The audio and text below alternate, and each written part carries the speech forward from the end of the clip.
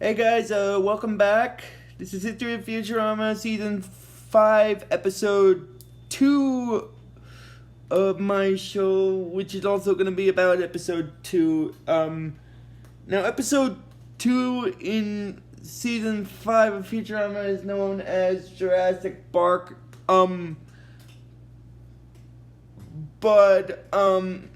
So we're just about to have supper here, I'm just gonna get this out of the way very quickly. I'm gonna record this now, and then I'll probably try to post this after supper or something. That's probably what I'll do. I just wanted to get it out of the way since we're gonna be having supper here at the house pretty soon. And anyway, um, uh, now getting into it. This is History of Futurama, Season 5, Episode 2 of my show, which is also gonna be about Episode 2. And Episode 2 is known as, now this is gonna sound kind of funny because it's sort of a reference to the Jurassic Park series and Jurassic World series of movie films. You know those films about the theme parks that have like genetically recreated dinosaurs? Well, in this case, the episode is known as Jurassic Bark, as in the bark of a dog. But the reason why it's called that, I'm gonna explain why, is because of, I'm gonna explain why when I get to the part where Fry sees this fossilized statue of a dog in the pizzeria. But I just wanted to bring that up now since the dog is sort of the storyline of the episode. Basically, the way this episode first starts off is, if I'm remembering correctly, this episode I think starts off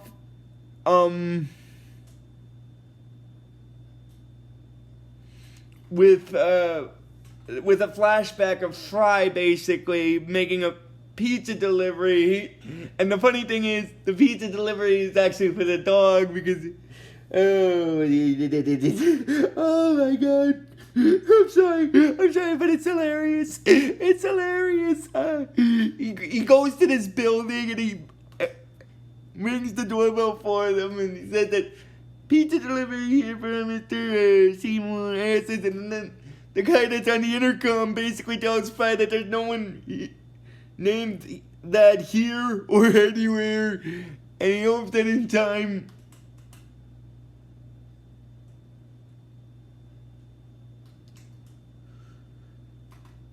he realizes what a fool he's been. And then basically what happens is, actually I think I'm gonna backtrack here because if I remember, I'm sort of skipping ahead with that part. I'm sorry. Anyway, the way this episode first starts,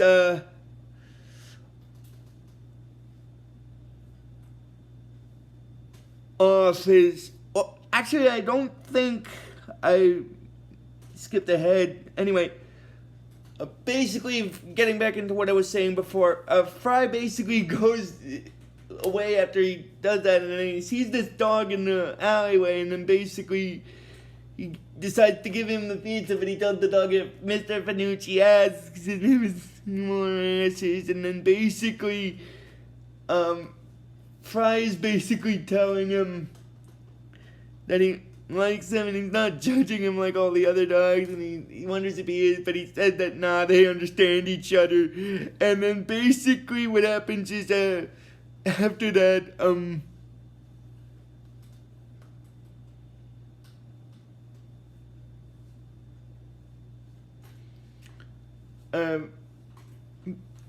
Fry uses the dog, and then the Fry version of him in the past basically uses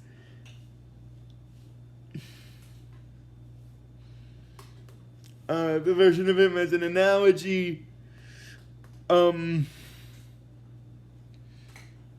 Uses as an analogy of himself by saying that people think he just can't lose the job and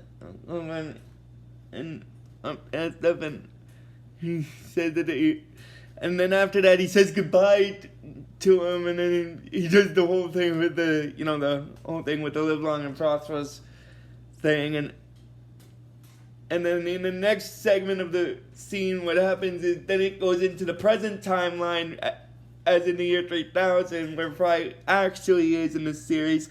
And basically what happens is Fry sees this report about an exhibit that has to do with stuff from his timeline and stuff. And so he basically decides to take him, Bender and Leela along. He decides to take Bender and Leela along with him as they check out the portions of his pet, the way he used to live before he met them, and then Bender gets a little surprised by that, and then basically Fry said that sure, lots of people have, and then basically what happens is after that, they're walking down this old New York basically street, and then they come upon this person reading the sign, and then basically after that he explains that it, as he is yet to be deciphered, basically Leela asks Fry what it means, and then Fry said that he knows what it means because he asked the guy what it means once, and apparently it means up yours, kid, which technically means that the guy didn't actually know what the sign said. He was basically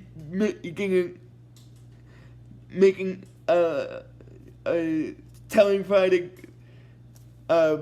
to back off, basically, and then basically what happens is after that,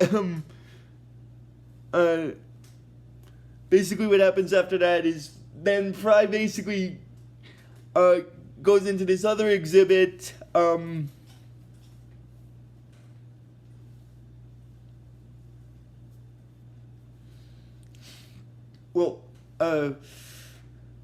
first what happens is they go into this other exhibit where it shows how cars are made, and they showed seeing some animatronic robots using caveman-like clothes, making cars, and then they go like they're whacking the cars to get them built, and then when Bender sees that, he's like, "We've come a long way, baby." And then basically what happens is after that, Fry goes to the car, and then one of the people that's working there tells him not to get to the car, but after he sees what Fry looks like, oh my god, he tells him he's sorry, he should have figured he worked here. He should have guessed because of his clothes. So the guy mistook Fry for an employee because of his clothes and stuff. Oh my god, I'm sorry, but that's hilarious in a sense. Anyway, after that, what basically happens is they come upon this other museum, which is basically essentially the pizzeria where Fry once worked in his timeline before he got frozen. Oh my god. And now that I brought up the part about him being frozen again, I should just mention this very quickly before I continue. As I stated when I began this season, when I started talking about Fry's segment, this season will have the reason why Fry got frozen come to a head, basically. But as I stated in one of my previous videos that featured him, I'm not going to explain what I mean by that until I get to that part. I just figured I'd bring it up, though. I figured I'd bring it up. Anyway, basically, the historian that's there is basically telling them about the pizza paddle thing that's used, and she said that scientists theorized it was used to physically discipline the delivery boy, and then Fry looks at the animatronic delivery boy that sort of has a similar hair to him, and then that's when he comes to realize that the building that they're in is his former is the former pizza place where he used to work, Panucci's Pizza. And then after that, he tells the history lady that, for her information, that battle was not just used to smack his butt for discipline. It was also used for helping to make pizzas. And then after she explains about her degrees and stuff, Fry tells her not to shove her degrees at him. And then basically he says what other things are. And then he sees this fossilized thing that looks like a dog. And he's like, ugh.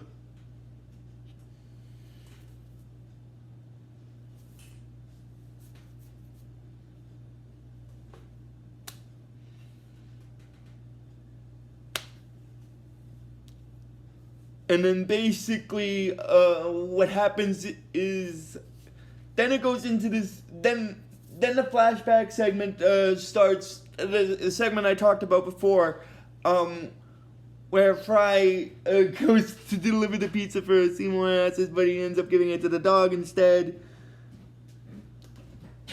And basically, he basically gives the pizza to Seymour, to the dog, to eat, but he tells him that if the Panucci asks, his name is Seymour, and then he leaves, and then he gives him the live long and prosperous, and then basically Seymour runs after him, and then it goes into the present scene, and then Bender's like, yeah, that's the ugliest kill zone I've ever seen, and then Fry's like, tells Bender that it's not a kill zone, that's his dog in there, and he decides to break him out. But because of him using Bender to break the dog out, what happened after he tried to take the dog from the display, he tells him he's taking him home, and nobody should try to stop him, but then the security guards stop him, and then basically in the next scene they're back at the Planet Express building, and Bender's explaining about what happened with Fry and stuff. Oh, speaking of Bender, I'm gonna actually explain to this part since I brought up Bender here. There's gonna be a little bit of a side rivalry between Bender and Fry's fossilized dog, and basically, I'm actually also gonna get back to the part with Bender, because you see the part where Fry told Bender about with the place where he worked was actually when they were watching TV in their apartment, in the apartment building. That's the closet that Fry lives in, that's a part of Bender's apartment. Oh my god.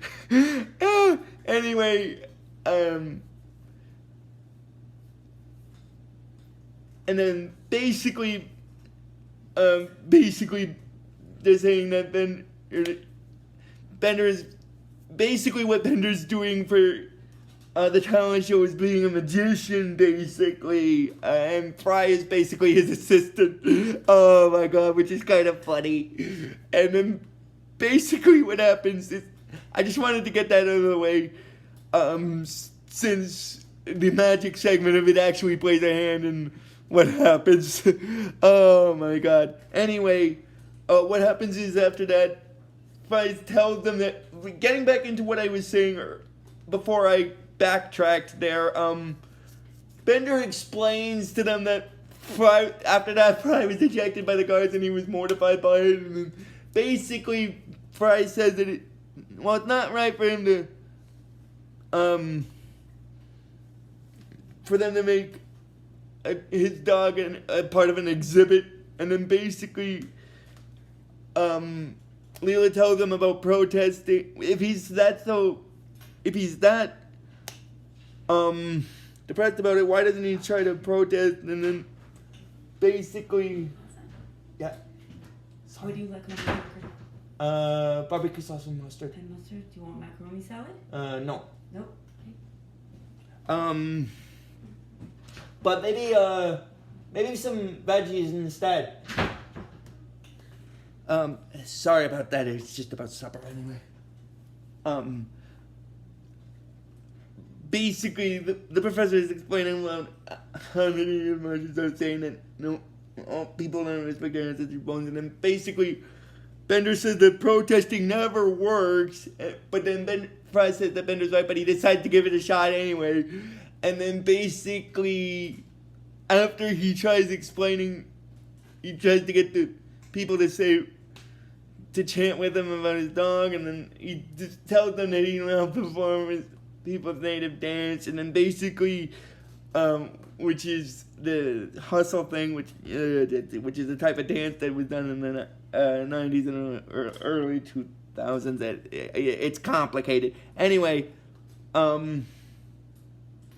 he was reading a book on what the types of dance moves does, and apparently one of the things it says is that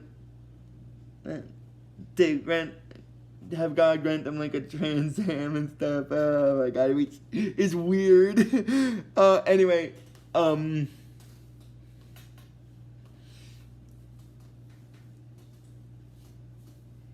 basically what happens is, after that, in the next part, what happens, that's when another flashback starts. And this flashback actually has to do with there's actually a couple of flashbacks in this episode. The first one was the one I explained before and at the beginning, and this is the second one where Seymour is in the doggy stuff, and then there's a customer that's eating a piece of pizza, but he's complaining that there's dog fur on his that there's dog fur on his slice, and then basically Mr. Panucci is explaining that that's when there's no dogs here, and then basically he sneezes, and then basically, well, that was actually the one where after he sees the dog in there,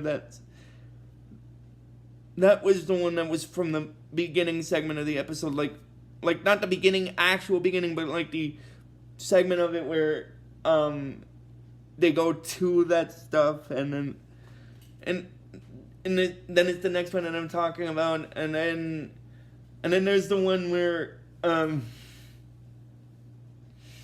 Mr. Panucci spills some of the pizza sauce, and then basically he's telling Fry clean up, and then Fry's like, Seymour, clean up, and then he's licking it, and then basically what happens is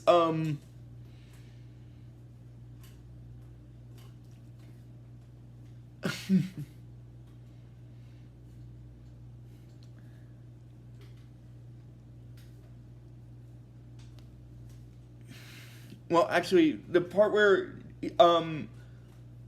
the dog was swimming in the pizza sauce, where Fry was telling Seymour that he was so cute that he could do two things at one time. He could swim and three things. And then in the next scene, then it goes into the present where he's still dancing. And then by this point in the episode, he's been dancing for like 3 days. And then Leela tells him that he can't keep doing this. He'll catch a cold. And that's when the scientist that discovered his dog comes by, who's named Bender Leela, and he said that although as some people were calling it the BMSR, and then basically Fry wonders if he's gonna get his dog back, and then basically what happens is the doctor who discovered his dog told him that he can't because he's sorry, but that fossilized dog could be able to tell them more about the other dogs from his time, and then basically Fry tells them about who Seymour was, and then basically after that, after he hears that, they decide to give him the dog anyway, and then basically Bender is still using Zoidberg as a temporary stand-in for Fry.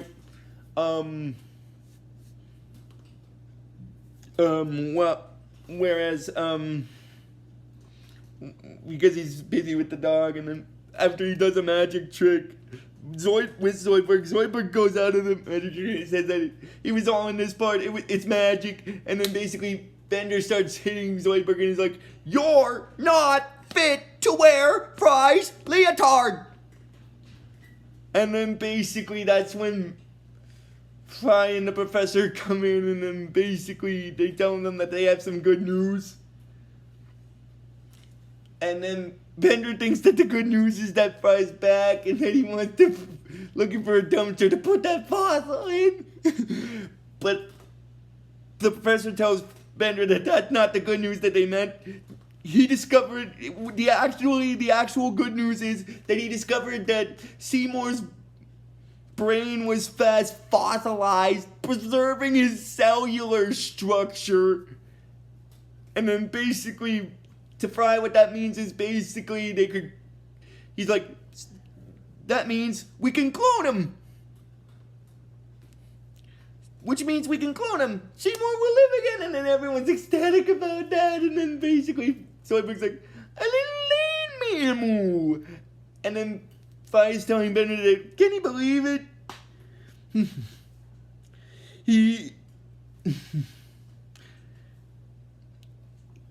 tells Bender, can he believe it? He's gonna have his best friend back. And then Bender gets upset about that. And then that leads into the segment where Bender gets jealous of Fry's dog, which is gonna be the rest of the storyline of this episode until the ending segment of it where the dog is when they try to clone the dog, but Fry stops. Anyway, stops them, and then basically what happens is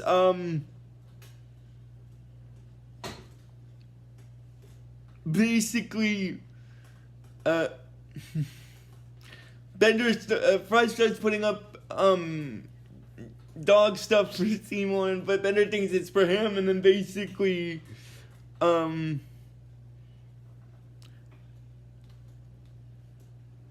wonders what his deal is with the dog, and that Fry tells Bender that he was great, he could fetch, and then Bender goes to fetch, and then he says that he could also dig up bones, but then Bender's like, hello, Charlemagne! And he basically, what he means by that is he opens his chest and there's a pile of bones with a king's crown and stuff in his chest. And then basically he says that he bets he couldn't do a laser show with his head. And he tries to do a laser show to impress Fry, but it doesn't work. And then basically Bender basically leaves Fry, and then that also leads into what's gonna happen is Bender's gonna, as a part of him being jealous of Fry's puppy but him not admitting it, he's gonna get a robot puppy dog called Robo Puppy. Oh my god, Robo Puppy. Oh my god, I'm sorry, I'm gonna explain about that later. But anyway,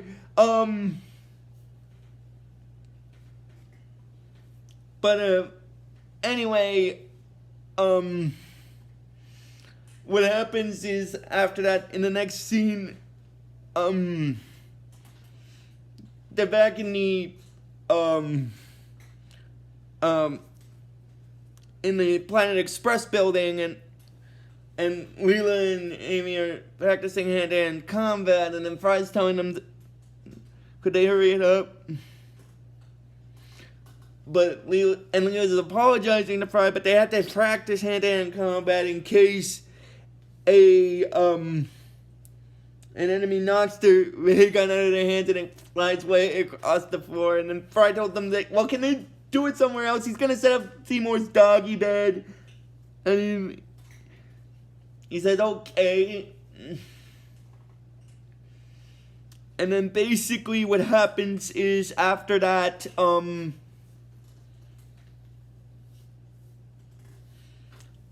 there's one. Now this also kind of leads into the last. Anyway, this doesn't lead into the last. One of the. Actually, there's three. As I said, there's 3 more flashbacks with the dog. I'm gonna actually talk about the second, the third of these 3 flashbacks now. Basically, this flashback has to do with before Fry gets frozen and stuff, and the rest of the flashbacks. I'm just gonna get this out of the way because I'm gonna try to finish this video as fast as I can because I gotta eat supper. But anyway, the next flashback happens before Fry gets frozen and Seymour waits for him. And then the rest of the flashbacks basically are Seymour trying to happen while Fry is technically still frozen.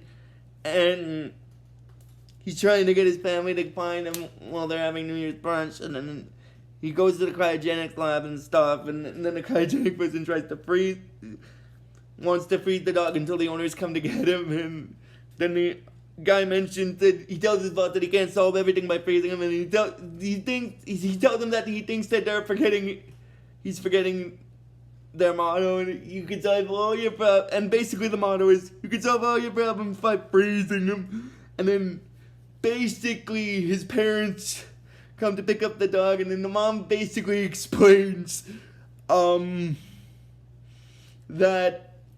the reason why they're late is because they got all get sick from eating bad bologna, and then the reason why they didn't follow the dog when he tries to lead them to where their son actually is because his dad was afraid because of the, and I quote, Y2K computer got him, and he felt if they followed the dog, they followed him to their deaths. It was a whole Y2K. Oh, it's complicated. The guy was basically Fry's father in the series was a paranoid guy. Anyway, basically what happens is when the dog is basically pawing at the cryogenic freezer tube to where Fry is, and Fry's mom is saying that he wonders what the dog's doing, and then basically his dad said that he's just upset that their boy's missing, and he tells the dog calls him like an overgrown rat, and he tells them to lead them to Philip. But the funny part about it is the dad takes him actually away from where Fry actually is because he's inside the cryogenic freezer tube. Oh my god.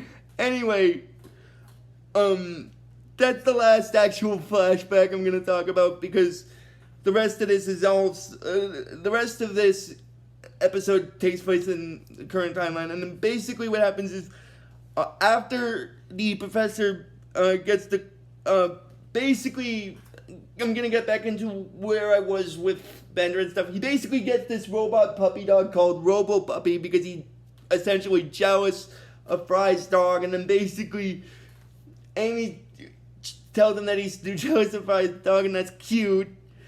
But then Bender tries to downplay it, and then basically what happens is after that, and basically the thing about the robot puppy dog called Robo Puppy is before he does things, he also says what he's gonna do. And the reason why I'm bringing that up is because when they go to bring the fossilized version of Seymour to the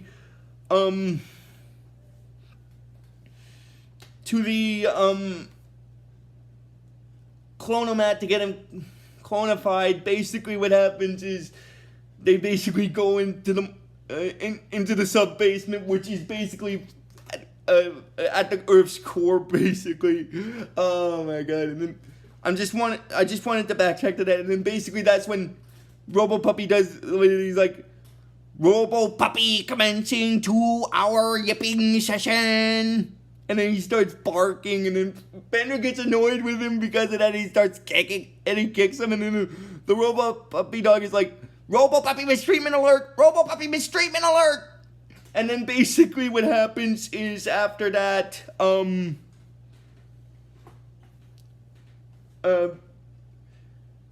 basically they put the fossilized version of Seymour on the clonomat in order to clone him, but that's when Bender shows up and he tells Fry that they gotta hurry up because of the talent show, but Fry doesn't want to go with him because he's busy cloning, having his dog cloned, and then basically what happens is, and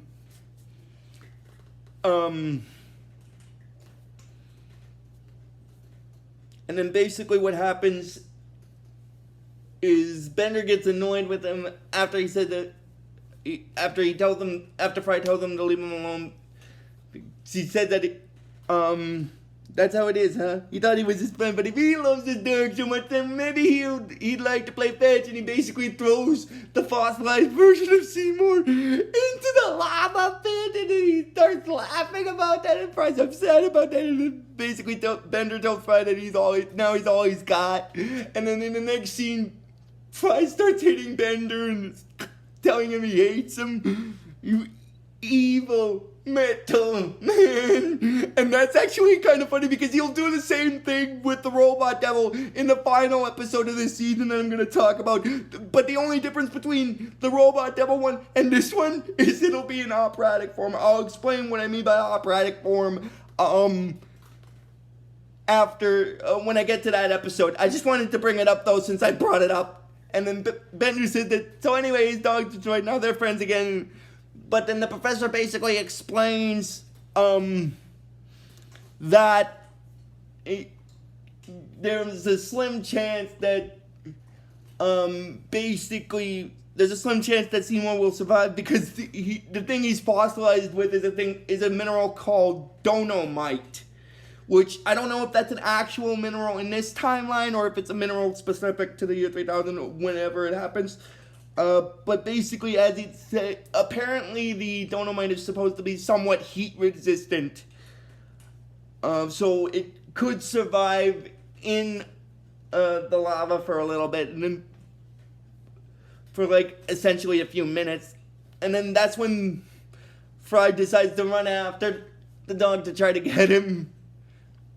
But Leela and Amy try to stop him, manage to stop him, and then Leela tells him that acting like an idiot won't bring his dog back, and he says that, and then all hope is lost, and he says goodbye to Seymour, and then basically, Bender,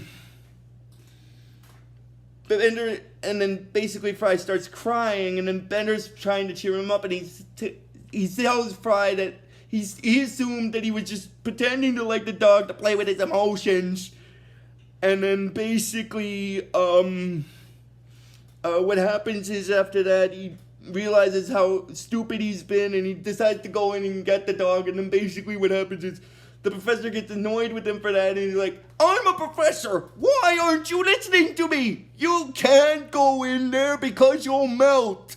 The fossil only has a slim chance because it's made of donomite. And then Bender says that he's 40% donomite, so he's also somewhat resistant to the lava in a sense. So he goes in to get the lava, and then he's like, oh, it's hot, it's very hot. But after Bender stays down there too long, Leela decides to go after him. And then basically what happens is the professor's like, Professor, lava, hot! And then after that, Fry's blaming himself because he made his best friend risk his life just to get his dumb dog back. And then basically what happens is Bender shows up back in the sub-basement, which is in the Earth's core. And after that he says that, and then basically Fry's ecstatic to see them both, and then basically Bender's like, and that is why they call me Bender the Magnificent. And then his eyes basically melt, and because his eyes melted, he can't see. So he said like, hey, where did everybody go? And then basically they put the dog back onto the clone machine to clone him, and then basically after using it, basically the professor learns that Seymour died at the ripe old dog age of 15. And then basically by hearing that, Fry basically said that he lived for a few more years before he got frozen, after he got frozen. And because of that, Fry basically decides to stop the cloning and destroy the professor's machine. And then the professor gets upset about that. He's like, oh sure, smash the smart guy's machine. And then basically Bender is wondering why Fry did that. And then basically Fry explains that Seymour basically lived a whole entire life while he was gone. He probably added new songs to his repertoire, but Bender says that's a good thing because the song Walking on Sunshine Sucks the Rules, and then basically Fry says that he had Seymour when he was 3, that's when he had him, and that's when he'll remember him. And he said he'll never forget him, but he thinks the dog forgot him a long time ago. And then the way the episode ends is by doing a montage of Seymour still waiting for Fry and with a song playing, and then it shows him as an old dog still waiting at the Panucci's pizza building with it being closed down and stuff. And that's basically where this episode stops. So if you guys like this video when I post it, just please give this video the real best you guys can. And I will see you guys next time for the next video. But until then, like I always tell you with this series, fun on a button.